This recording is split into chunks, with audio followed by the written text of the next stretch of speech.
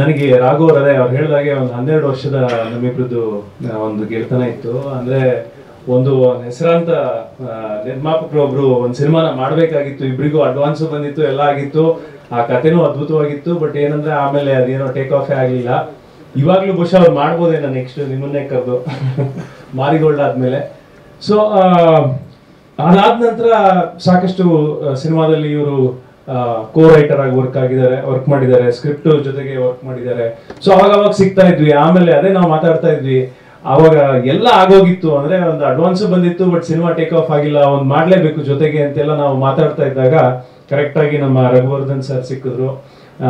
ಈ ಮಾರಿಗೋಲ್ಡ್ ಕತೆ ನಾನು ಕೇಳಿದೆ, ಇಷ್ಟ ಆಯ್ತು. ಸೊ ಫೈನಲಿ ಒಂದು 12 ವರ್ಷ ಆದ್ಮೇಲಾದ್ರೂ ಬೆಟರ್ ಲೇಟ್ ದೆನ್ ಎವರ್ ಅಂತ ಒಟ್ಟಿಗೆ ಸ್ಟಾರ್ಟ್ ಮಾಡೋಣ ಅಂತ ಮಾಡಿದ್ವಿ. ಯಾಕೆಂದ್ರೆ ನಾನು ಅವ್ರದ್ದು ಕತೆ ಒಂದೇ ಅಲ್ಲ, ಇನ್ನ ಒಂದು 5-6 ಕತೆಗಳನ್ನ ನನಗೆ ಹೇಳ್ತಾ ಇದ್ರು. ಅಂದ್ರೆ ಈ ತರದ್ದು ಒಂದು ಕಾನ್ಸೆಪ್ಟ್ ಮಾಡಿದೀನಿ, ಆ ತರ ಮಾಡಿದೀನಿ ಅಂತ. ಅದು ಎಲ್ಲದರಲ್ಲೂ ಏನೋ ಒಂದು ವಿಭಿನ್ನತೆ ಇತ್ತು, ಎಲ್ಲ ಒಂಥರ ವಿಶೇಷವಾಗಿತ್ತು. ಸೊ ಹಾಗಾಗಿ ನನಗೆ ಈ ಮಾರಿಗೋಲ್ಡ್ ಅನ್ನ ಮಾಡ್ತಾ ಇದೀನಿ ಅಂದಾಗಲೂ ಕೂಡ ನನಗೆ ಕತೆ ಇಷ್ಟ ಆಯ್ತು.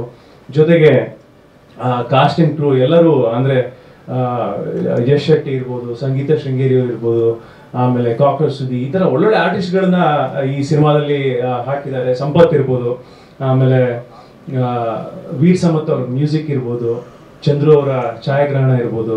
ಸೊ ಹೀಗೆ ಎಲ್ಲರದ್ದು ಅದ್ಭುತವಾಗಿ ಮೂಡ್ ಬಂದಿದೆ ಅಂತ ನಾವು ಅನ್ಕೊಂಡಿದೀವಿ. ಅಂದ್ರೆ ನಾವು ಮಾಡಿದವರು ಅದು ನಾವೇ ಹೊಗಳೋದು ಆಗಲ್ಲ, ಹೆಚ್ಚಾಗಲ್ಲ. ಅಂದ್ರೆ ನೀವು ನೋಡಿ ಹೇಳ್ಬೇಕು ಹೇಗಿದೆ ಅಂತ ನಿಮ್ ಟ್ರೈಲರ್ ಇಷ್ಟ ಆಗಿದ್ರೆ ದಯವಿಟ್ಟು 4 ಜನಕ್ಕೆ ಹೇಳಿ, ನೋಡಕ್ ಹೇಳಿ, ಆಮೇಲೆ ಶೇರ್ ಮಾಡಕ್ ಹೇಳಿ. ಥ್ಯಾಂಕ್ ಯು ಸರ್, ನಂಗೊಂದು ಆಪರ್ಚುನಿಟಿ ಕೊಟ್ಟಿದ್ದಕ್ಕೆ. ಈ ಸಿನಿಮಾ ಗೆದ್ರೆ ಮತ್ತೆ ಹೆಚ್ಚೆಚ್ಚು ಸಿನಿಮಾ ನನ್ನ ಜೊತೆನೆ ಮಾಡ್ತೀನಿ ಅಂತ ಪ್ರಾಮಿಸ್ ಮಾಡಿದ್ದಾರೆ. ಸೊ ಆ ಮಾತನ್ನೊಂದು ಉಳಿಸ್ಕೊಬೇಕು ನೀವು. Thank you. ಇದು ಮಾರಿಗೋಲ್ಡ್ ಅಂದ್ರೆ ಗೋಲ್ಡನ್ ಮಾರ್ಬಿಡಿ ಅಂತ.